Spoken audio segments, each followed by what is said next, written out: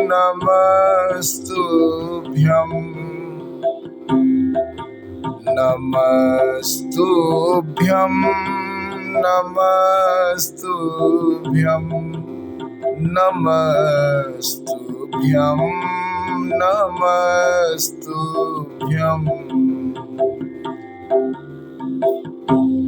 श्री शिवाय नमस्तुभ्यं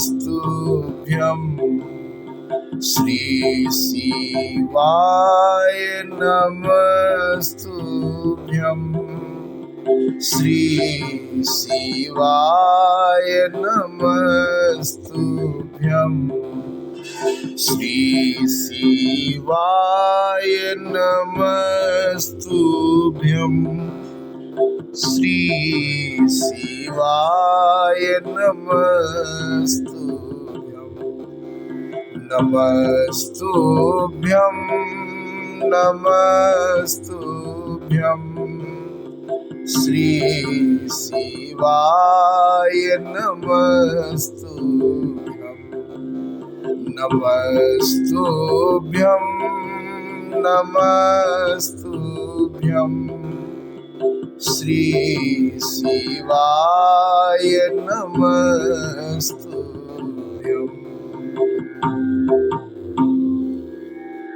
धर्म प्रेमी बंधुओं, श्री शिव महापुराण रुद्र संहिता सती खंड में आज आप सब सुनेंगे 13वें अध्याय की कथा, जिसमें सुनेंगे ब्रह्मा की आज्ञा से दक्ष द्वारा मैथुनी सृष्टि का आरंभ, अपने पुत्र हर्यश्वों तथा सबल अश्वों को निवृत्ति मार्ग में भेजने के कारण दक्ष का नारद को शाप देने की कथा। नारद जी बोले, हे ब्रह्मन, हे विधेय, हे महाप्राज्ञ, हे वक्ताओं में श्रेष्ठ, दक्ष प्रजापति के घर चले जाने के बाद फिर क्या हुआ, यह सब वृत्तांत प्रीतिपूर्वक कहिए। ब्रह्मा जी बोले, हे नारद, दक्ष प्रजापति ने अपने आश्रम में जाकर प्रसन्न चित्त हो मेरी आज्ञा से बहुत सी मानसी सृष्टि की, किंतु उस प्रजा सृष्टि को बढ़ता हुआ न देखकर दक्ष अपने पिता मुझ ब्रह्मा से कहने लगे। दक्ष बोले, हे तात, हे ब्रह्मन, हे प्रजानाथ, मेरे द्वारा बनाई गई प्रजाएं बढ़ नहीं रही। मैंने भली प्रकार से विचार कर देख लिया है कि मैंने जितनी भी सृष्टि की है वह उतनी ही है। हे प्रजानाथ, मैं क्या करूं? यह मेरी प्रजा किस प्रकार बढ़ेगी? आप कोई ऐसा उपाय बताइए जिससे प्रजाओं के सृष्टि का क्रम विस्तृत हो सके, सृष्टि क्रम का विस्तार करो, ऐसा कोई कृपा कीजिए।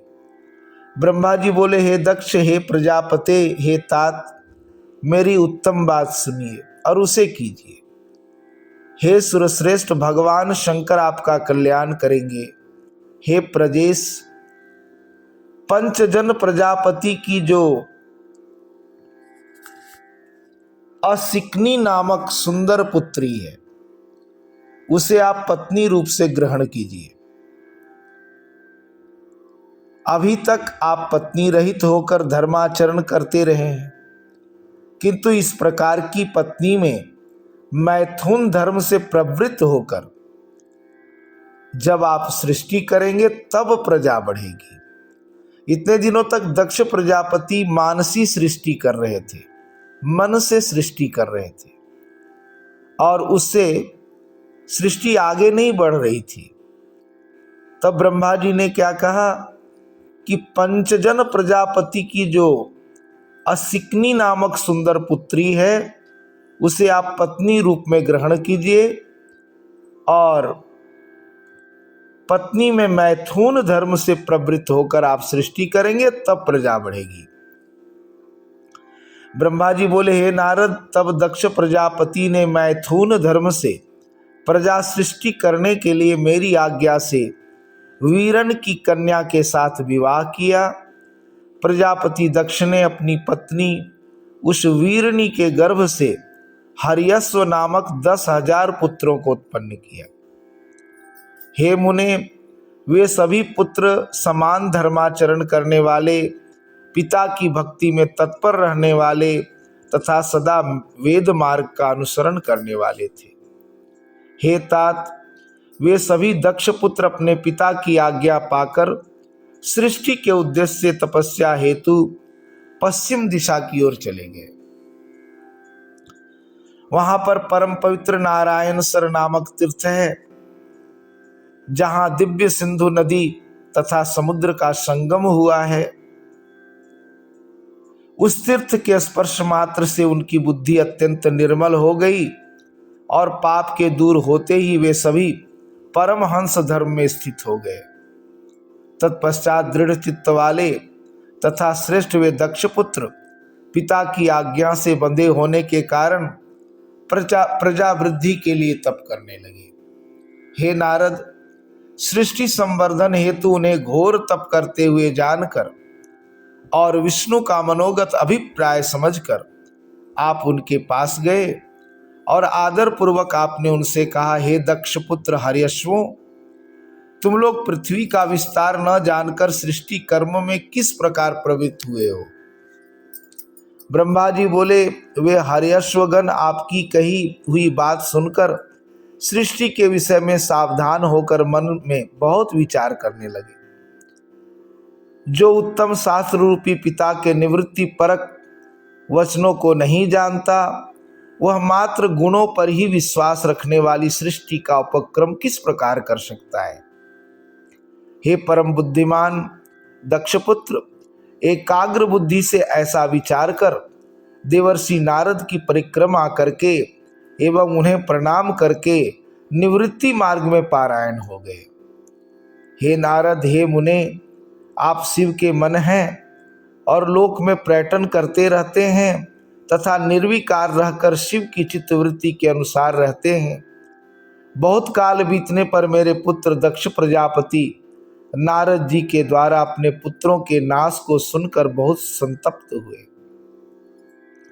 उस समय आपने शोक करते हुए दक्ष से बार बार कहा कि आप अच्छी संतान वाले थे, जो कि आपके पुत्र श्रेष्ठ मार्ग का अनुसरण करते हुए मुक्त हो गए, किंतु वे दक्ष शिव की माया से मोहित हो बार बार शोक करते रहे। तदंतर दक्ष के पास आकर मैंने उन्हें शांति भाव का उपदेश कर सांत्वना देते हुए कहा, शोक मत करो, दैव बड़ा प्रबल होता है। तब दक्ष प्रजापति ने मेरे द्वारा धीरज बंधाए जाने पर पुनः पंचजन की कन्या असिकनी के गर्भ से शबलाश्व नामक 1000 पुत्रों को उत्पन्न किया। दृढ़व्रत वाले वे सबलासु भी पिता के आज्ञा से सृष्टि संवर्धन हेतु वहां गए, जहां उनसे पूर्व उनके भाई गए थे और सिद्ध हो गए थे। वे भी उस तीर्थ के स्पर्श मात्र से सर्वथा निष्पाप तथा शुद्ध अंतःकरण वाले हो गए और उत्तम व्रत में परायण होकर ब्रह्म का जप करते हुए कठिन तप करने लगे। हे नारद, आपने सृष्टि करने के लिए उन्हें तपस्या में उद्यत देखकर उनके पास जाकर ईश्वर की गति का स्मरण करते हुए वही उपदेश दिया जो पूर्व में उनके भाइयों को दिया था। हे मुने, आपका दर्शन निष्फल नहीं होता, इसलिए आपने उनको भी पूर्व के भाइयों के मार्ग का उपदेश दिया, जिससे वे भी अपने भाइयों के मार्ग का अनुसरण करते हुए उसी मार्ग पर चले गए। उसी समय दक्ष प्रजापति को अनेक उत्पात दिखाई पड़ने लगे। वे अपने पुत्रों को आया न देखकर आश्चर्यचकित होकर मन में दुखी हो गए। उन्होंने आपके द्वारा प्रथम पुत्रों के नाश के समान ही इन पुत्रों के भी नाश का जब समाचार सुना, तो वे आश्चर्य में भरकर पुत्र शोक से मूर्छित हो अत्यंत संतप्त हो उठे। वे दक्ष आप पर कुपित हो गए और कहने लगे कि यह नारद दुष्ट है।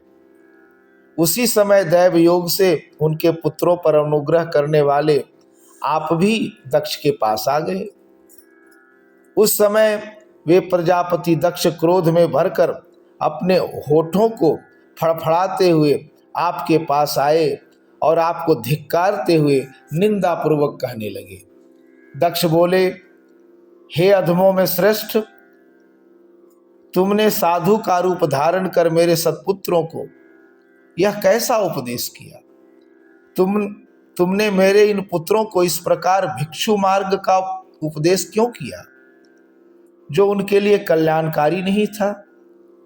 तुम्हारे जैसे निर्दयी सठने देव ऋषि तथा पितृ ऋण से मुक्त हुए बिना ही मेरे पुत्रों को ऐसा उपदेश कर उनके इस लोक और परलोक के कल्याण को नष्ट कर दिया। क्योंकि जो बिना तीनों ऋणों से मुक्त हुए ही माता पिता को छोड़कर मोक्ष की इच्छा करता हुआ निवृत्ति मार्ग का अनुसरण करता है, वह नरकगामी होता है।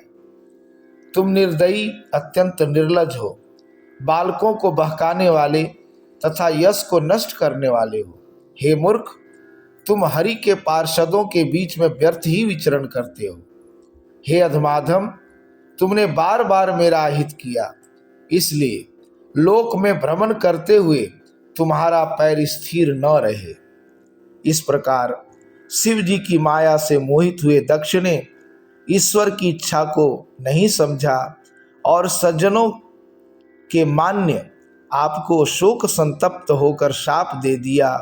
और हे मुने, निर्मल बुद्धि वाले आपने भी दक्ष प्रजापति के इस शाप को ग्रहण कर लिया। हे ब्रह्म साधु, ऐसा साधु स्वयं इस प्रकार के अपकार को सहन कर लेता है। इस प्रकार श्री शिव महापुराण के अंतर्गत द्वितीय रुद्र संहिता के द्वितीय सती खंड में दक्ष की सृष्टि उपाख्यान में नारद शाप वर्णन नामक ये 13वां अध्याय पूर्ण हुआ। नमस्तुभ्यं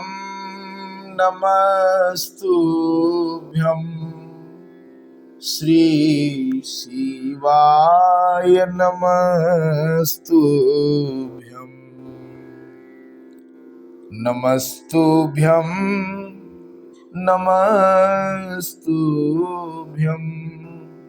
श्री शिवाय नमस्तुभ्यं।